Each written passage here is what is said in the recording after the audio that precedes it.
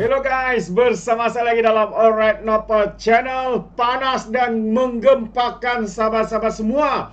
Ya, apabila hari ini menurut sumber yang kita dapat, penyokong-penyokong PAS khususnya, ya, mereka tidak berpuas hati dan menolak calon yang dicalonkan ya oleh Perikatan Nasional untuk pilihan raya kecil di Dun Sungai Bakap. Apa sebenarnya berlaku sahabat-sahabat semua?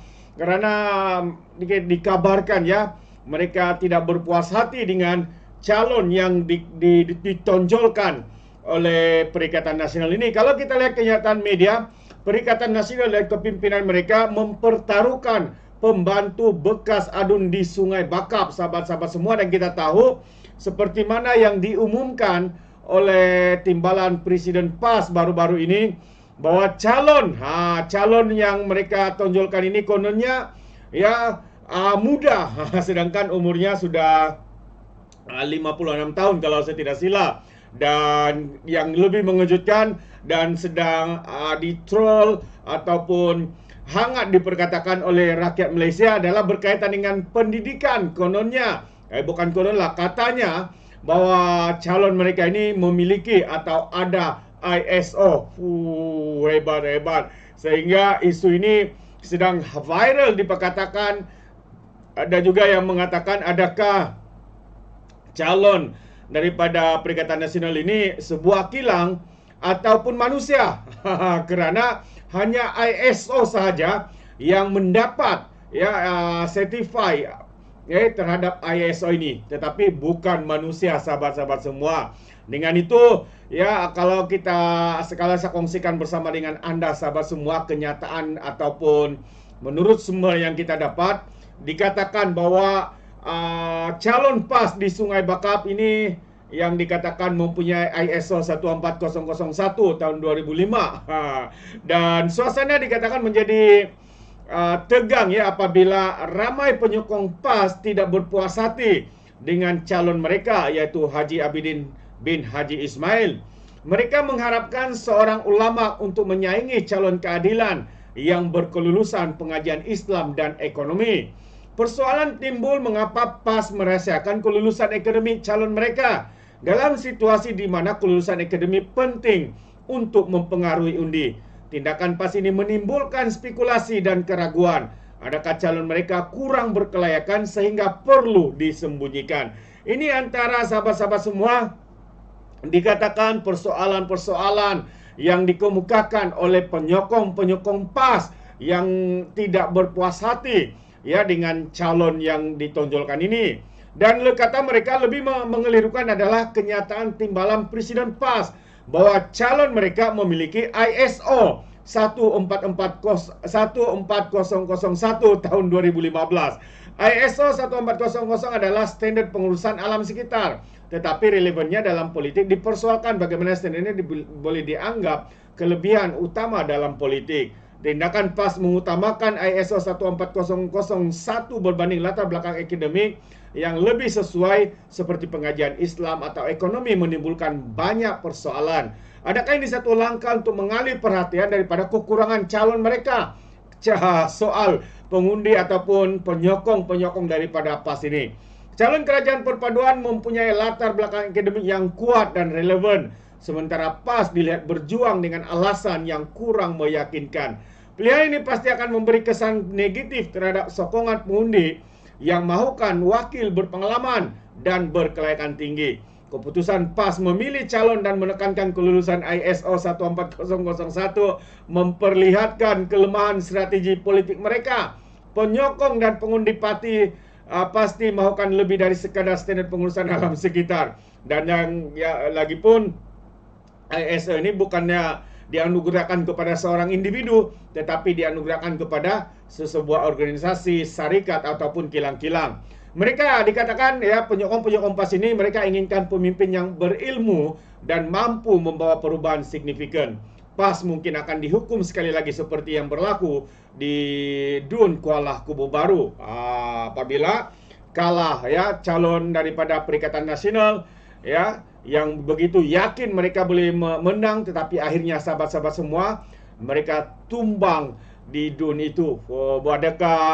Adakah sekali lagi perkara ini akan berulang?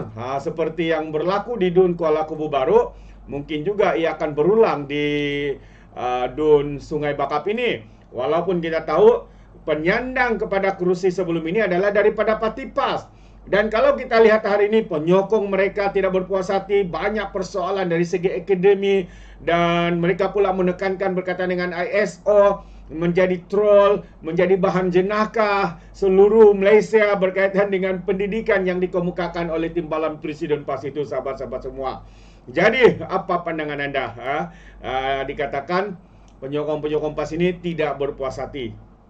Jadi, bagaimana pula dengan calon daripada kerajaan perpaduan? Adakah suara-suara yang kita dengar yang tidak berpuas hati dengan calon ini, sahabat-sahabat semua? Ya, setahu saya tidak pernah lagi kita mendengar ketidakpuasan hati menolak calon yang dikemukakan oleh kerajaan perpaduan. Buktinya hari ini UMNO Barisan Nasional, ya, mereka membuat kenyataan terkini ya daripada pimpinan mereka, mengatakan PRK Sungai Bakap wakil kerajaan perpaduan calon terbaik untuk rakyat. Itu antara kenyataan Rasidi, salah seorang pemimpin ya dari UMNO Barisan Nasional. Katanya calon kerajaan perpaduan sempena pilihan rakyat kecil kerusi Dewan Undangan Negeri DUN Sungai Bakap adalah yang terbaik dan mempunyai hubungan baik dengan masyarakat. Ketua UMNO bahagian Nibung Tebal Rasidi Zainul berkata, para jentera UMNO Barisan Nasional sudah mula digerakkan untuk memastikan DUN Sungai Bakap kembali ke dakapan kerajaan perpaduan. Katanya, calon yang terpilih adalah yang terbaik dan boleh diterima oleh masyarakat. Beliau merupakan anak jati Sungai Bakap, berpendidikan tinggi dan mempunyai hubungan baik dengan masyarakat. Untuk jentera katanya, kita dah mula bergerak termasuklah cawangan-cawangan. Dan kita sudah buat kajian sikap pertama. Jadi kita akan memberikan tumpuan kepada ahli-ahli UMNO yang ada di Sungai Bakap. Kita ada 5,000 ahli UMNO di sini katanya kepada UMNO Online. Beliau yang juga ahli Dewan Undangan Negeri DUN Sungai Aceh berkata, penerangan perlu dilakukan oleh jentera kepada ahli bagi menjernihkan semula pemikiran ahli-ahli UMNO yang telah diracuni oleh Perikatan Nasional. Jadi kita mencari pengundi putih, kerana dalam kerajaan perpaduan hari ini ramai juga ahli-ahli UMNO yang diracuni oleh pihak Perikatan Nasional, mengatakan bahawa kita bersama dengan DAP dan sebagainya. Mungkin ada di kalangan ahli kita yang tidak pernah menerima maklumat yang sahih dan terkini tentang kebaikan bersama dengan kerajaan perpaduan yang sedang kita gerakan ini. Tambah lagi, kita juga akan gerakan tim penerangan UMNO bahagian untuk turun ke bawah dan memberikan penerangan sebaiknya kepada ahli-ahli parti, katanya lagi. Itu antara kenyataan ya daripada Ketua UMNO bahagian Nibung Tebal Rasidi Zainul yang memberikan kenyataan yang menyokong dan bersetuju dengan calon daripada kerajaan perpaduan. Adakah kita dengar ya suara-suara menolak, tidak berpuas hati dengan calon daripada kerajaan perpaduan? Tidak, sahabat semua, tidak seperti calon yang ditonjolkan oleh Perikatan Nasional. Dan kalau kita lihat lagi PRK di Sungai Bakap, Angkatan Muda Keadilan beri sokongan penuh dengan calon yang dipilih. Ini antara kenyataan ya daripada Adam Adli. Jadi kalau kita lihat sekali lagi, Angkatan Muda Keadilan akan mencadangkan beberapa nama kecil Dewan Undangan Negeri ya, walaupun sudah dipilih, tapi Adam Adli berkata bahawa siapapun yang terpilih ya mereka akan tetap ya memberikan sokongan sepenuhnya. Itu antara komitmen. Jadi sahabat semua, selain daripada AMK, Amanah juga ya memberikan sepenuh ya komitmen dan juga tumpuan untuk membantu calon kerajaan ini menang. DAP pun begitu, MIC dan juga MC juga di Pulau Pinang memberikan komitmen mereka untuk membantu memenangkan calon daripada kerajaan perpaduan. Jadi dua perkara yang berbeza. Kalau penyokong PAS menolak calon ataupun tidak berpuas hati dengan calon yang ditonjolkan oleh Parti PAS Perikatan Nasional ini, tapi berbeza pula sahabat semua dengan calon daripada kerajaan yang apabila mendapat dukungan penuh ya semua ya parti-parti yang ada yang membentuk dalam kerajaan perpaduan, khususnya Barisan Nasional dan juga Pakatan Harapan terbaik. Jadi kita mengharapkan rakyat melihat bahwa pilihan yang terbaik untuk mereka pilih adalah calon daripada kerajaan. Bagaimana pandangan anda sahabat-sahabat semua?